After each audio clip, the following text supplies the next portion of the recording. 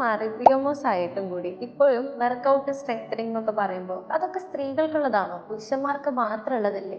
സ്ത്രീകൾക്ക് വീട്ടിലെ ജോലി തന്നെ ധാരാളം അല്ലെന്ന് ചോദിക്കുന്ന ആളുകളാണ് നമ്മുടെ ചുറ്റിലും കാണാൻ വേണ്ടി പറ്റുന്നത്. ഹാർഡ് വർക്ക്സ് മാറി സ്മാർട്ട് വർക്ക്സ് ആയ സമയത്ത് എന്തുകൊണ്ട് സ്ത്രീകൾക്ക് ഇത് ഇമ്പോർട്ടന്റ് ആയി മാറുന്നു എന്നുള്ളത് ഞാൻ പറഞ്ഞുതരാം. നമ്മുടെ നാട്ടില് 20s നിൽക്കുന്ന 5 ൽ 1 സ്ത്രീക്ക് പിഎംഒസിന്റെ പ്രശ്നങ്ങൾ കാണാനായിട്ട് സാധിക്കും. കൃത്യമായിട്ടുള്ള സ്ട്രെങ്തനിങ്ങും എക്സസൈസും കൊണ്ടുപോകുന്നതിലൂടെ അവരുടെ മെറ്റബോളിസം കറക്റ്റ് ചെയ്യാനും ഹോർമോണൽ ഇംബാലൻസിനെ മറികടക്കാനായിട്ട് സാധിക്കും. ഇനി 30s കാര്യം നോക്കുകയാണെങ്കിൽ പ്രസവശേഷമുള്ള ശാരീരിക ബുദ്ധിമുട്ടുകളിൽ നിന്ന് തുടങ്ങി ഷുഗർ, പ്രഷർ, കൊളസ്ട്രോൾ എന്നിവയിൽ നിന്നും പലതരത്തിലുള്ള ജോയിന്റ് വേദനകളും വാതലക്ഷണങ്ങളും ഇവരിൽ കണ്ടു തുടങ്ങിയിട്ടുണ്ടാവും.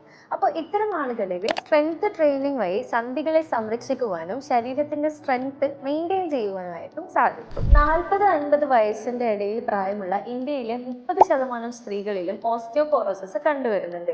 ഇതിൽ തന്നെ മെനോപോസിനോടനുബന്ധിച്ചിട്ട് വരുന്ന സന്ധികളിലും പേശികളിലും ഉണ്ടാകുന്ന ബലക്ഷയങ്ങൾ ഓവർകം ചെയ്യാൻ വേണ്ടിയിട്ട് റെസിസ്റ്റൻസ് ട്രെയിനിങ് വളരെയധികം ഹെൽപ്ഫുൾ ആയിരിക്കും. 60 വയസ്സ് കഴിഞ്ഞാലുണ്ടാകുന്ന വീഴ്ചകളും ഒടിവുകളുമാണ് പലരുടെയും ആരോഗ്യത്തെ മോശമാക്കുന്നത്.